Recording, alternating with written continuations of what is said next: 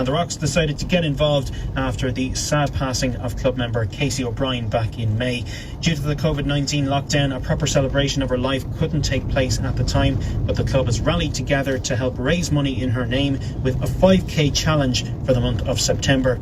There's not long left now, but you can still get involved, as Club Secretary Warren Wheelock told me earlier on, and we started the chat by looking back on what's been a very strange year all round. Actually, we've had a great season with junior. We're actually in the semi-final in the football and the quarter-finals in the hurling. It's been really positive. We've had really good results.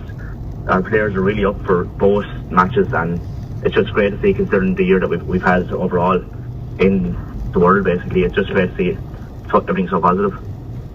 Yeah, you mentioned there was a bit of tragedy hit the club back in May when Casey O'Brien passed away. So just tell us a little bit about Casey. Who was she and why was she so important to the club? Casey was our club underage chairman. There was his daughter, and she sadly passed away.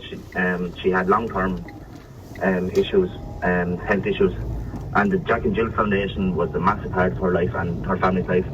And as a club, we thought of a way to kind of remember Katie and support Jack and Jill, which were so good to Katie in her life. So we decided to come up with a fundraiser called Katie's 5K, and it's basically you walk, run or cycle 5K, and you post a picture on social media and you tag 3 friends on it. And to date we've raised over €3,200, and our goal was to raise €2,000, which we thought was fairly high, but we've absolutely smashed that. We've had 86 different people participate, not just from the club, from the town, from Wexford, from all over the country, and even Australia and America. And the sport has just been absolutely fantastic. And it is something that we have seen throughout the COVID crisis and everything like that, more people are turning to these GoFundMe campaigns, but especially in the Gaelic Games community, we're really eager to put our hands in our pocket and help out teams. Especially at the start of the COVID crisis, we saw plenty of teams going out and, getting the shopping for older members of the community and stuff like that. And now we're seeing, people taking part in these runs, even if it's, just around your own garden. People are wanting to get involved, and it is a positive thing to see. Yeah, it's massive. Even the sport from the O'Brien family themselves, they've been absolutely delighted seeing everyone get involved, seeing all the pictures on Facebook, on Twitter, on Instagram. It's so great for them, and just to help honour their daughter's memory, it's great for them. And you've been running it now for the last month, and I know you want to get a last push on before the end of September as well for the charity. So how can other people get involved? Basically, so you run, walk or cycle your 5K, any route, doesn't matter how you do it or where you do it.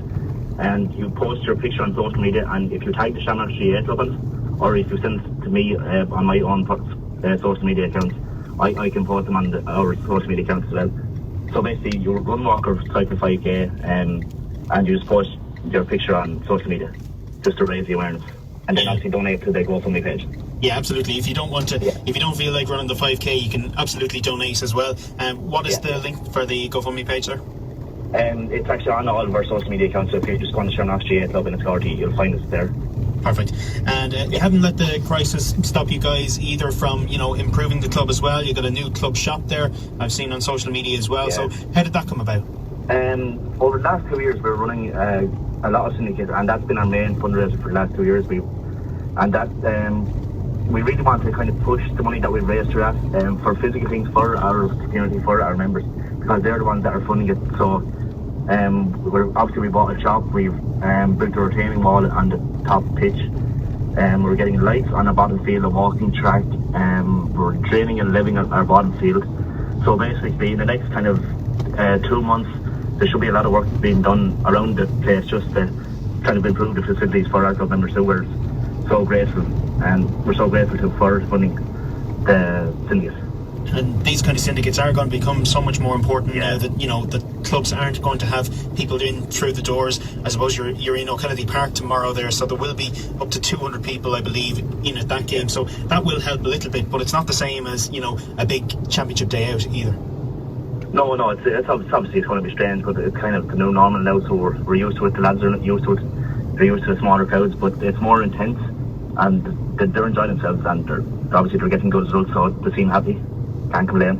And just looking ahead to tomorrow's game, you're taking on St Anne's, so you've got some pretty big names there as well. Dara Furlong, Jack Murphy, Michael O'Brien. These are the kinds of players you're coming up against, and to get into a final, what would it mean for a club like Shamrocks?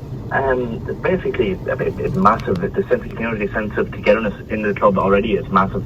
and that would just demonstrate it even more, just to show everyone how close together we are, and as a club, as a community, as a team, as everything. And are you confident heading into the game? There's no point going to the match if we're not confident, but obviously St. Anne's have been fantastic so far. They've scored 3-12, probably 15 and 4-17. Like, those are absolutely scandalous scores in football, so we know what we're up against. So there's no point being arrogant, but you still have to be confident going into the match. That was Warren Wheelock there, the club secretary of the Shamrocks GAA club. That game